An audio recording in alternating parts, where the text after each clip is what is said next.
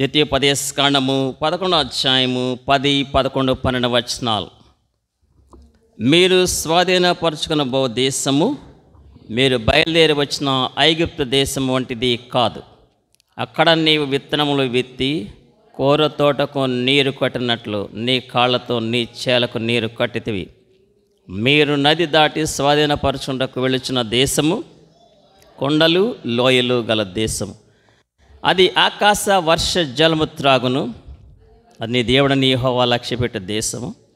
నీ దేవుడని యెహోవా కనులు సంవత్సరాది మొదలుకొని సంవత్సరాంతము వరకు ఎల్లప్పుడూ దాని మీద ఉండును. దేవుడి వాక్యము దీవించును గాక. ఆమేన్. వాక్యాన్ని క్లుప్తంగానే ధ్యానిస్తామండి.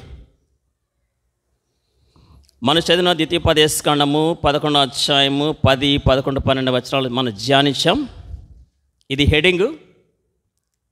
అయితే సైడ్ హెడింగ్ ఏంటంటే 12వ వచనంలో 2వ లైను, నీ దేవుడని యెహోవా కనులు సంవత్సరాది మొదలుకొని సంవత్సరాంతము వరకు ఎల్లప్పుడూ దాని మీద ఉండును. The living word of God, జీవమునిచ్చు వాక్యము. అంతేకాదు, బ్రతికించు వాక్యము. నీ వాక్యమే నన్ను బ్రతికించను. ఈ సంవత్సరం అంతా మనల్ని బ్రతికించింది దేవుని యొక్క వాక్యము మాత్రమే. నమ్మిన వారు ఆమేన్ చెప్పండి. ఆమేన్. ఈ సంవత్సరం అంతా ఈవేళ వరకు మనలను బ్రతికించింది దేవుని యొక్క వాక్యమే. ఈవేళ మనం చదివిన వాక్యములో సైడ్ హెడింగ్ ఏంటంటే, నీ దేవుడైన యెహోవా కనులు సంవత్సరాది మొదలుకొని సంవత్సరాంతం వరకు దాని మీద ఉండును అని దేవాది దేవుడు ఇశ్రాయేలీయులతో సెలవిచ్చారు. వారు ఐగుప్తులో ఉండగా వారిని తోడుకొని వచ్చడానికి కనాను దేశానికి నడిపించడానికి వచ్చే సందర్భంలో దేవాది దేవుడు స్వయముగా పలికిన మాటలు, చాలా మాటలు పలికారు. ఈ 11వ అధ్యాయంలో మొదటి నుంచి చదివితే కనుక దేవుడు పలికిన మాటలు ఇవన్నీ. అయితే మనకి సమయం తక్కువ కాబట్టి మనం చదివిన వాక్యములో 10వ వచనంలో చూస్తే, మీరు స్వాధీనపరచుకొనబో దేశము మీరు బయలుదేరి వచ్చిన ఐగుప్తు దేశం వంటిది కాదు.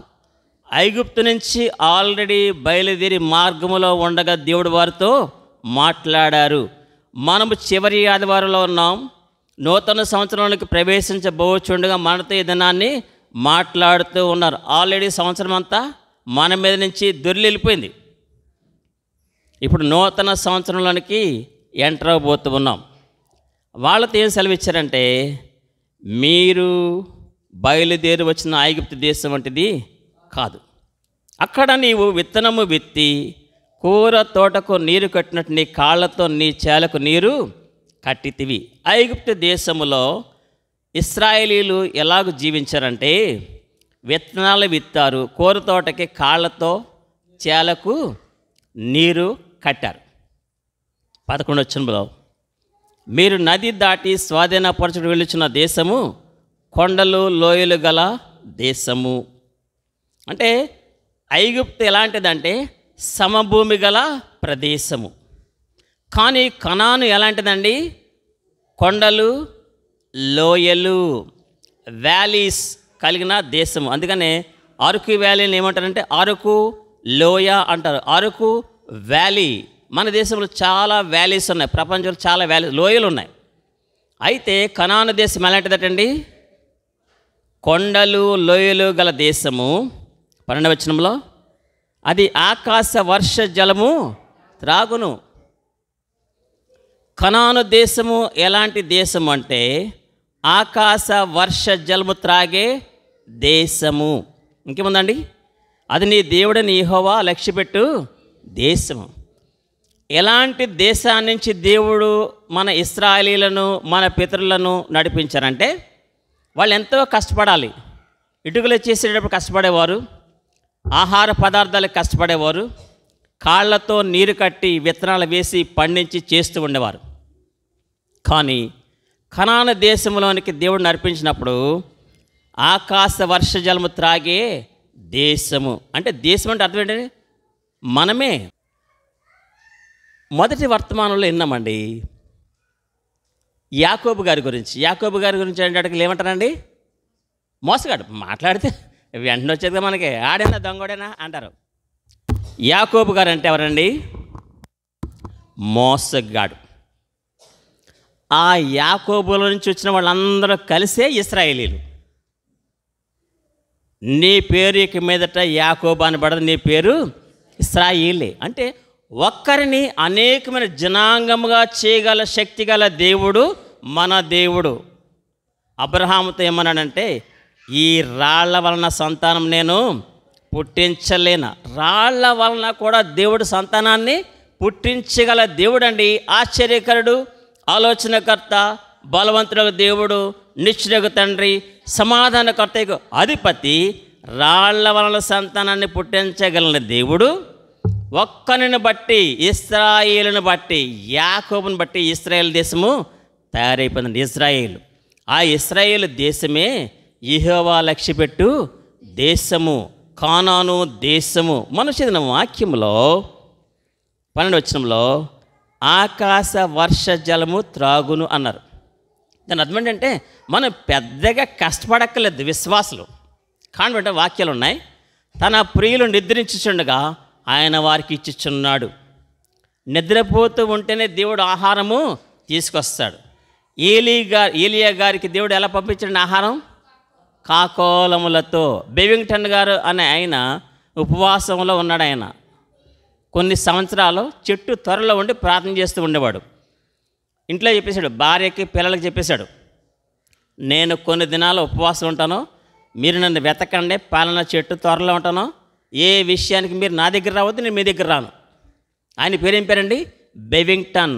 మీ దగ్గర మీరు ఎప్పుడైనా అవకాశం ఉంటే బుక్ కొనుక్కొని చదవండి. తన ప్రియులు ఆకలిగొంటే దేవుడు ఇష్టపడేవాడు కాడు. గుర్తుపెట్టుకోండి. దేవునికి ఇష్టమైన వారు ఆకలిగా ఉండటం దేవునికి ఇష్టం ఉండదు. సమృద్ధిగా పోషిస్తాడు. అందుకని 5,000 మందికి 5 రొట్టెలు 2 చేపలు పంచిపెట్టేశారు. ఇంకో సందర్భంలో 4,000 మందికి విరిచి పంచిపెట్టేశారు. బెవింగ్టన్ గారికి ఒక ఉడత రోజు ఒక గుడ్డు పట్టుకొచ్చింది, ఉడకబెట్టిన గుడ్డు. మరి ఆ గుడ్డు ఆ ఉడత చేతికి ఎవరిచ్చేవారు అంటారు? దొంగిలించింది ఇవ్వడం దేవునికి ఇష్టమా? దేవునికి ఇష్టం ఉండదు. దేవుడే అంటే ఏలియా గారికి దేవుడే తన దూతతో పంపించవచ్చు రొట్టె మాంసం ముక్క, కానీ కాకోలములతో పంపించాడు. అలాగే బెవింగ్టన్ గారికి ఈ కోడిగుడ్డు, ఉడకబెట్టిన గుడ్డుని దేవుడే స్వయముగా ఉడకబెట్టి బెవింగ్టన్ గారికి పంపించారు. ప్రతిరోజు గుడ్డు తిని ఉపవాసములో ప్రార్థన. ఎందుకంటే ఆ గుడ్డు తినకపోతే ఆయనకి ఏమి రాదు, శక్తి రాదు. ఈ ఏలియా గారికి ఒక్క భోజనం దేవుని దూత వడ్డించినప్పుడు ఆ భోజన బలం చేత ఎన్ని దినాలు ఆయన ప్రయాణించారండి? 40 దినాలు. ఒకసారి భోజనం చేసి, మనకు ఉదయం భోజనం చేస్తేనే మనకి 2 గంటలకే అయిపోయి ఆకలి అయిపోతుంది. ఏమన్నా తింటే అమ్మా ఆకలి అయిపోయి, ఏమన్నా పప్పులు ఉన్నాయా, ఏటు షుగర్ డౌన్ అయిపోయింది, ఏదన్నా గవలు ఉన్నాయా, బూరు ఉన్నాయా, తెగవే తీసుకుంటాం. దేవుడు ఆహారం ఇస్తే గనక, మనము తినే ఆహారాన్ని దేవుడు దీవిస్తే గనక మనకి కావలసినంత శక్తి దేవుడు ఇస్తాడనమాట అండి. మనం చదివిన వాక్యంలో ఆకాశ వర్ష జలము త్రాగును.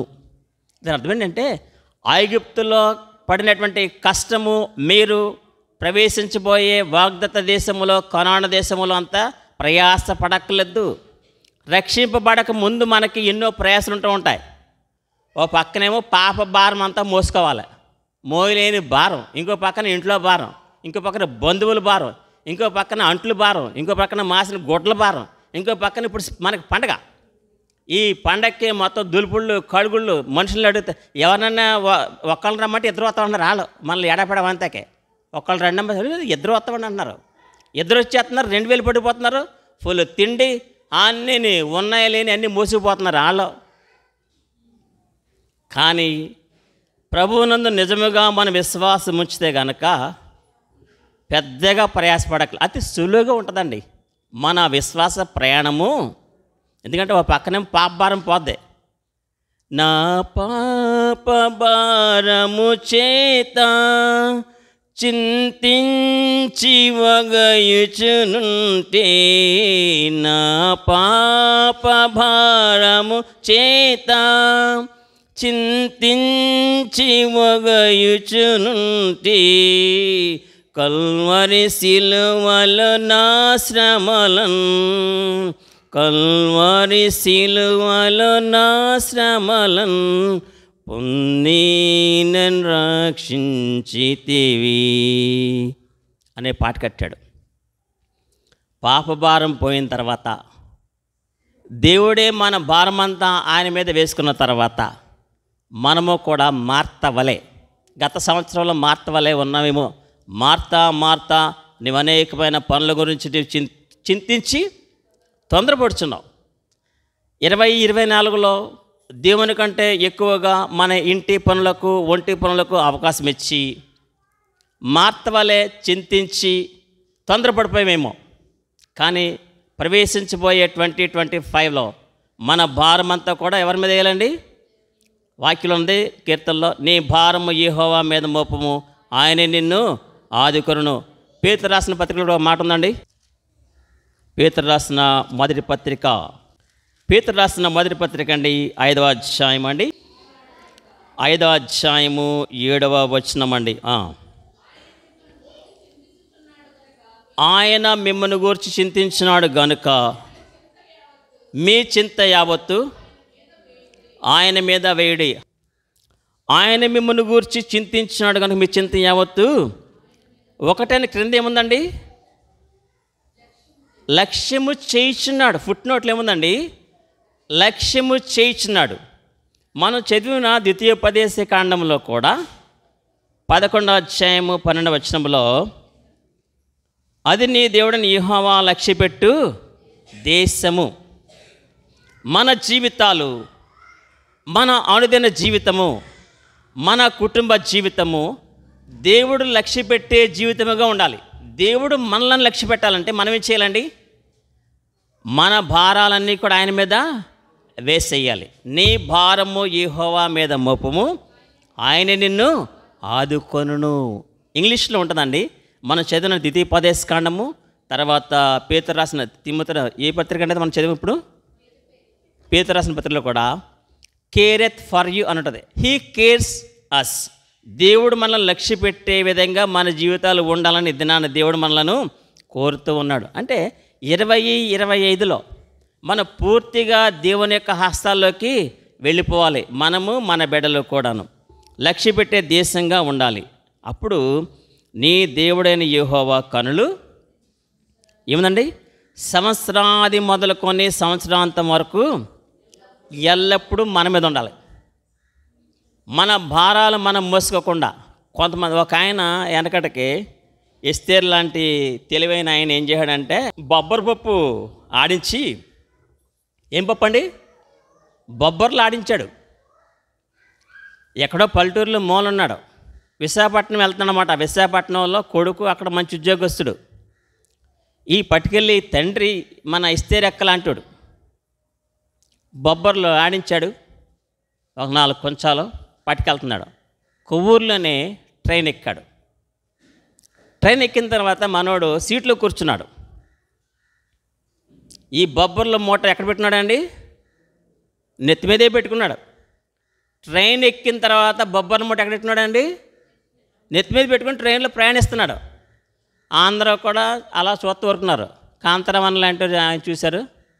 అతనికి ఇష్టం కాబోలు అనుకున్నాడు, మనకెందుకులే. సూర్యచంద్రన్ లాంటాడు, మొయ్యగలడేమో మొయ్యని. నాలంటాడమ్మా, అంతేలే, అందులో ఏమో బంగారం ఉందేమో అనుకుని ఎవరు మట్టి కాళ్ళు.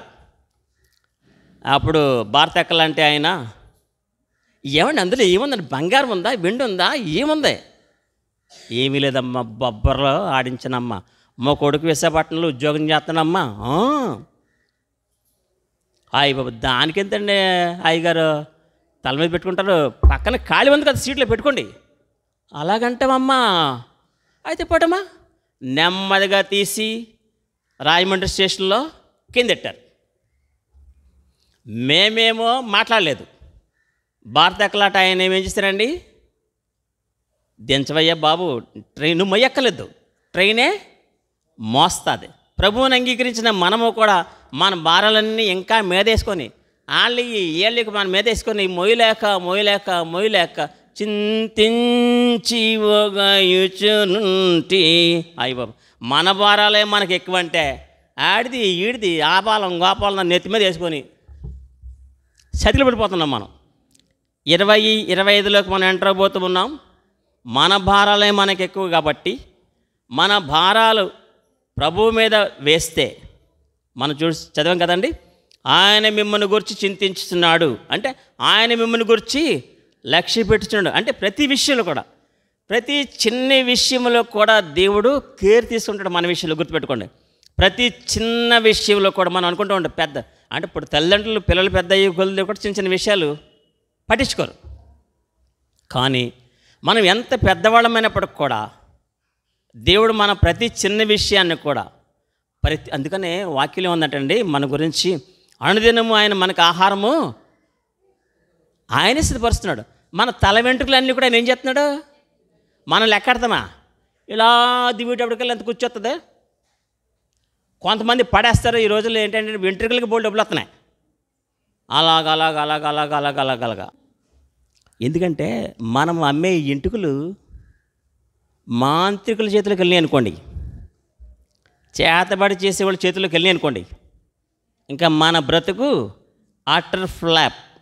అప్పుడు వచ్చిన తర్వాత మా అత్తగారికి వివరించాను, ఒక్క వెంట్రుక కనుక నువ్వు అమ్మవంటే కనుక నీ బ్రతుకు అవుట్. ఇక్కడ ఎవరన్నా వెంట్రుకలు అమ్ముతున్నారేమో ఇవాళ సరి చేసుకోండి. వెంట్రుకలు అమ్మటం అంత సరైన విషయము కాదు, లోకస్తులు అమ్ముకుంటారు. ఓకే, మా అత్తగారికి ఆ విధంగా అప్పటి నుంచి కూడా తీసి అవతపడుతుంది అనుకోండి, అది వేరే విషయం. మీ తల వెంట్రుకలన్నీ కూడా లెక్కింపబడి ఉన్నవి. ప్రతిరోజు దేవుడు మనలను చూస్తూ ఉన్నాడు. మనం ఒకవేళ గబగబ బ్రష్ చేసామనుకోండి, చాలామందికి 99.9 మందికి చివరి పంటి వరకు బ్రష్ వెళ్దాం. తెలుసా మీకు? వెళ్దాం. మరి ఆ పళ్ళు ఎవరు క్లీన్ చేస్తారో? మన ప్రభువే క్లీన్ చేస్తారు. మన ప్రభువే. మనం విడిచి మరిచిన పన్ను ఆయన క్లీన్ చేస్తారు. నాలుగు క్లీన్ చేయాలంటే బయటకు లాగి లోనకంటే బ్రష్ పెట్టి క్లీన్ చేయాలి. కానీ మన లోన అంటాం. కానీ లోన్ ఉన్నది కూడా, లోన్ ఏముంటాయంటే టేస్ట్ బడ్స్ ఉంటాయి వెనకాల. నాలుగుకి చివరి ఏముంటాయండి? రుచి గ్రంథులు ఉంటాయి. ఆ రుచి గ్రంథుల మీద కూడా మనకి మలినము మురికి ఉందనుకోండి, ఎవరు క్లీన్ చేస్తారు? మన ప్రభువు. అంటే ఎందుకు ఈ విషయం చెప్తానంటే, ప్రతి చిన్న విషయానికి మన ప్రభు మనల్ని ఏం చేస్తారండి? కనిపెడతారు. ఆయన ఎందుకనే నిన్ను ఇస్తేలను కాపాడవాడు. కొన్ని గత సంవత్సరం అంతా మన యొక్క శుభ్రత పరిశుభ్రత విషయాల్లో, ఇంటి విషయాల్లో, ఆరోగ్య విషయాల్లో, పనుల విషయాల్లో, రాకపోకల్లో దేవుడు మనను లక్ష్య పెట్టి తోడుకొని క్షేమంగా నడిపించారు. కాబట్టి ఈ దినాన్ని మనం ఈ మందిరానికి రాగలిగాం. ఆయనే పోషించాడు, ఆయనే సంరక్షించాడు. అందుకనే నీ దేవుడు యెహోవా కనులు సంవత్సరాది మొదలుకొని సంవత్సరాంతం వరకు దాని మీద ఉండును. మన మీద అంటే ఇక్కడ దేశం అన్నది కదా, దేశం అంటే మనమే. ఎగ్జాంపుల్ చెప్పాను, యాకోబు ఒక్కడనే దేవుడు ఇశ్రాయేలు దేశంగా తయారు చేశారు. అంటే ఒక్క మనిషి నుంచే, ఆదాము నుంచి ఇంతమంది తయారయ్యాం కదండి. నోహు గారు వాడ దిగిన దగ్గర నుంచి ఇంతమంది మనం తయారయ్యాం. యాకోబు గారి నుంచి ఇశ్రాయేలు దేశమే తయారైపోయింది. అంటే నిన్ను నన్ను దేవుడు ఒక గొప్ప జనాంగముగా చేయాలని, మనలను దేవుడు ప్రతి విషయంలో కనిపెట్టుకొని కాపాడి సంరక్షించాలని దేవుడు కోరుతున్నాడు. ఒక్క వచనం చదివించి ముగించేస్తానండి. మనకి యెషయా గ్రంథం ఉంటుందండి.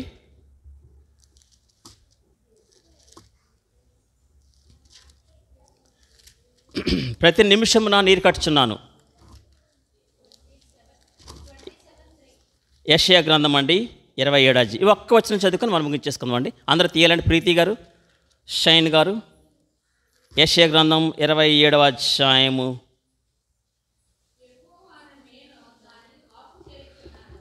యెహోవా అను నేను దానిని కాపు చేయుచున్నాను, ప్రతి నిమిషమున నేను దానికి నీరు కట్టుచున్నాను, ఎవడునో దాని మీద రాకున్నట్లు దివారాత్రము దాని అదండి హీ కేరెత్ ఫర్ యూ, దేవుడు మనలను లక్ష్య పెట్టుచున్నాడు అని తెలియజేయడానికి దేవుడి వాక్యం రాయించారు. ఎప్పుడెప్పుడేటండి? యెహోవా అను నేను దానిని, దేవుడు మనల్ని కాపాడుతూ ఉన్నాడండి. రెండోది ఏముందండి? ప్రతి నిమిషం. భర్త భార్యని ప్రతి నిమిషం కనిపెట్టుకుని ఉండగలరండి రేచల్ గారు? సాధ్యమేనా? పోనీ భార్యమణి గారు భర్త గారిని ప్రతి నిమిషం కనిపెట్టుకుని ఉండగలరండి? ఎవ్వరికీ సాధ్యము కాదు.